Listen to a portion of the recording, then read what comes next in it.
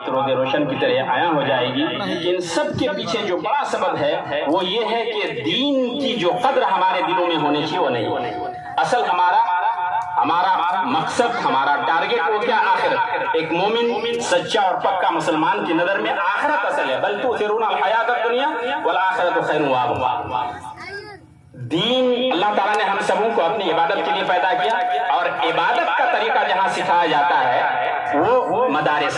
इसीलिए ये एक अहम सवाल है कि मदारिस पहले है या मसाजिद पहले? पहले मस्जिद होनी चाहिए, पहले मदरसा होना चाहिए? ये एक बड़ा अहम सवाल है। शायद जवाब मुख्तलिफ हो, लेकिन मैं कहता हूँ कि सबसे मस्जिद से भी पहले मदरसा होना चाहिए। बल्कि हर मस्जिद में मदरसा होता है, जैसा कि दार अरक़म का हवाला दिया गया, असहाब सुफ़्फ़ा का हवाला दिया गया। क्योंकि अगर आपको तरीका ही नहीं मालूम है इबादत कैसे करें, इसलिए मदरसा पहले, उसके बाद मस्जिद।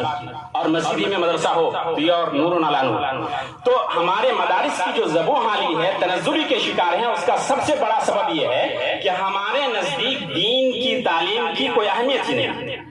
अगर हमारे दिलों में दीन की कद्र होती तो इन मदारिस पर हम खुसूसी तवज्जो देते। बल्कि होना यह चाहिए था कि सदका, ज़कात वगैरह के पैसे न दे करके अपने जाती पैसे से हम मदरसे चलाएं और एक मखसूस हिस्सा अपनी आमदनी का खास कर दे इन मदारिस के लिए। तो दीन की नाकदरी और दीन बेजारी ये बहुत बड़ा सबब है। इसी तरह सातवां सबब है जिम्मेदारान का मुखलिस ना होना। इस सिलसिले में बात आई, मदरसा कायम करें, दीनी तालीमी मराकज़ कायम करें कि सबसे बुनियादी मकसद वो ये हो कि आप अल्लाह की खुशनुदी चाहें, अल्लाह को राज़ी करना ये मकसद हो। और जिस मकसद से आपने इदारा कायम किया है उस पर पूरी आप तवज्जो मरकूज करें, पूरा फोकस करें, तालीम पर पूरी तवज्जो दें। आठवां सबब है गार्जियन हजरात का मदारिस के तय मुखलिस व मुआविन ना होना। बहुत सारे गार्जियन ऐसे होते हैं जिनको खुद पता नहीं होता कि हम अपने बच्चे को मदरसे में क्यों डालते हैं। जब कोई हदफ मुतय्यन ना हो, जाहिर बात है उसका अंजाम और नतीजा क्या होगा आप सोच सकते हैं। तो जो गार्जियन हजरात है उनका भी ये मकसद है, होना चाहिए कि हम अपने बच्चे को मदरसे में इसलिए डालें कि दीन और ईमान की हिफाजत हो सके, किताब और सुन्नत की ठोस तालीम वो सीखे और पूरी दुनिया इंसानियत के सामने वो किताब और सुन्नत के इल्म को वो फैला सके, आम कर सके। इसी तरह नवा सबब है तलबा में मादा परस्ती का गलबा। और ये बहुत बड़ा सबब है कि आज मदारिस में तलबा को तालीम से दिलचस्पी कम होती है। उनको सिर्फ ये फिक्र लाहिक होती है कि हम रोजगार कैसे हासिल करें, रोजी रोटी कैसे कमाएं, फरागत के बाद हम जो है कौन सा रोजगार हासिल कर रहे हैं, यही फिक्र उनको पढ़ने के जमाने ही से दामनगीर रहती है। तो मादियत का गलबा ये बहुत बड़ा सबब है। वो अपने हदफ को भूल करके मादा परस्ती की तरफ भाग रहे हैं। इसी तरह 10वां सबब है ज़ाहिरी शक्ल सूरत पर तवज्जो मरकूज करना और असल मकासद और रूह पर तवज्जो ना देना। बहुत अफसोस के साथ कहना पड़ता है कि आज जितने तालीमी इदारे हैं, स्कूल हों या मदरसे हों या लड़कियों के मदारस हों या लड़कों के, ज़ाहिरी शक्ल सूरत पर बहुत हद तक तवज्जो दी जाती है। बड़ी बड़ी बिल्डिंगें, आलीशान इमारतें आपको मिल जाएंगी, लेकिन जो असल रूह है तालीम और ताल्लुम, पहले जमाने में बड़ी बड़ी बिल्डिंगें नहीं होती थी। वो फूस और झोपड़ी में बैठ करके, चटाई में बैठ करके पढ़ने वालों ने पूरी दुनिया को सबक दिया और किताब और सुन्नत की तालीम आनी। तो ये बिल्डिंगें ठीक है, जरूरत के लिहाज से, वक्त के लिहाज से जरूरत है, लेकिन उससे कहीं ज्यादा फोकस करने की जरूरत है तालीम पर कि हमारे यहाँ मेयारी तालीम हो, इस पर तवज्जो देने की जरूरत है। 11वां सबब है असरे हाजिर में मुख्तलिफ वसाइल तवासुल का वजूद, बिलखुसूस मोबाइल और इंटरनेट। ये आज के दौर में बहुत बड़ा अलमिया है। मैं अपने तजर्बात की रोशनी में कहता हूँ कि आज के इस दौर में जहाँ वसाइल तवासुल, साइंस और टेक्नोलॉजी की वजह से दुनिया बहुत सारे लोगों को फायदे हासिल हो रहे हैं, फायदे हैं, इसमें कोई शक नहीं, कोई इनकार नहीं कर सकता। लेकिन ये भी हकीकत है कि आज की नौजवान नस्ल को और खास करके मदारिस के तलबा की जिंदगी को बिल्कुल बर्बाद और खराब कर डाला। मोबाइल आने की वजह से तलबा में दिलचस्पी कम हो गई, उनका पूरा वक्त, सारा वक्त मोबाइल में गुजरता है। और जाहिर बात है जो तालिब अपना सारा वक्त, कीमती वक्त मोबाइल में गुजारे, इंटरनेट में गुजारे, तो आप सोच सकते हैं कि उसका मुस्तकबिल कैसा होगा। इसलिए जरूरत इस बात की है कि अरबाब मदारिस, असातिज़ा और जिम्मेदारान खास करके इस तरफ खुसूसी तवज्जो दें और इस बीमारी से उन्हें छुटकारा दिलाने की ضرورت ہے اس کے لیے کوشش کریں۔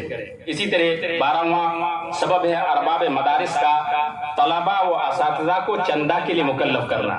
یہ بھی ایک بہت خراب صورتحال ہے ہمارے مدرسے میں، بلکہ اگر بنگال کے مدارس کا دورہ کریں آپ کو بیشتر مدارس میں یہ نظر آئے گا کہ ایک بہت بڑی تعداد میں مدارس والے تقرری کے وقت یہ شرط لگاتے ہیں کہ آپ کتنا چندہ کر کے ہم کو دے سکتے ہیں۔ اب ظاہر بات ہے اگر اساتذہ کی تعین اور تقرری میں آپ کا معیار چندہ کرنا ہو تو آپ یعنی تعلیمی معیار آپ کا کیسا ہو سکتا ہے آپ سوچ سکتے ہیں۔ اس لیے بہت افسوسناک صورتحال ہے میرے بھائیوں، اساتذہ باصلاحیت ہو، لائق و فائق ہو، یہ ہونا چاہیے معیار کیسا ہے استاد کا یہ دیکھنا چاہیے، نہ کہ چندہ دیکھنا چاہیے۔ میرے پاس پرچی آ چکی ہے، مجھے ختم کرنا ہے۔ اس کے بعد ایک اور سبب ہے کہ مدارس میں طلباء کی عمدہ تربیت کا فقدان۔ یہ بھی حقیقت ہے کہ کسی حد تک تعلیم کا انتظام تو ہوتا ہے چاہے وہ مدارس ہوں یا اسکول، لیکن اچھی تربیت کا اس میں فقدان ہے۔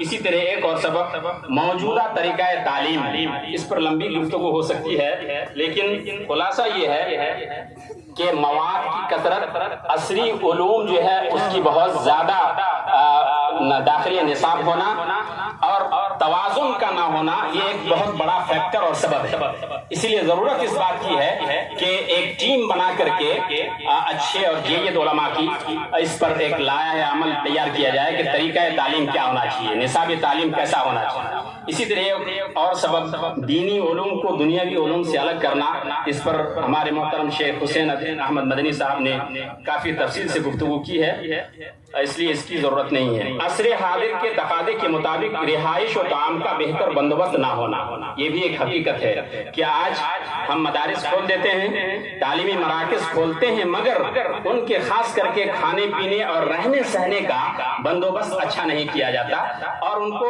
حقارت کی نظر سے دیکھا جاتا ہے کہ یہ اسی لائق ہیں، ان پر توجہ دینے کی ضرورت نہیں ہے، جبکہ قرآن اور حدیث کی روشنی میں دنیا کے سب سے بہترین لوگ یہی ہیں۔ اسی لیے علماء اور طلباء کو قدر کی نگاہ سے دیکھا جانا چاہیے۔ خاص کر کے میں ذمہ داران مدارس سے گزارش کروں گا کہ علماء اور طلباء کو قدر کی نگاہ سے دیکھیں۔ ان اکرمکم عند اللہ اتقاکم، دنیا کو کتاب و سنت کی تعلیم دینے والے لوگ یہی ہیں، علماء اور طلباء، یہی ہماری اصل سرمایہ ہیں۔ اس لیے ضرورت اس بات کی ہے کہ ان مدارس کی قدر کی جائے، علماء اور طلباء کی قدر کی جائے۔ اللہ رب العالمین سے دعا ہے کہ ہمیں ان مدارس کو ذبح و حالی کے شکار ہونے سے بچانے کی توفیق عطا فرمائے اور کہی ہوئی ان تمام باتوں پر عمل کرنے کی توفیق عطا فرمائے۔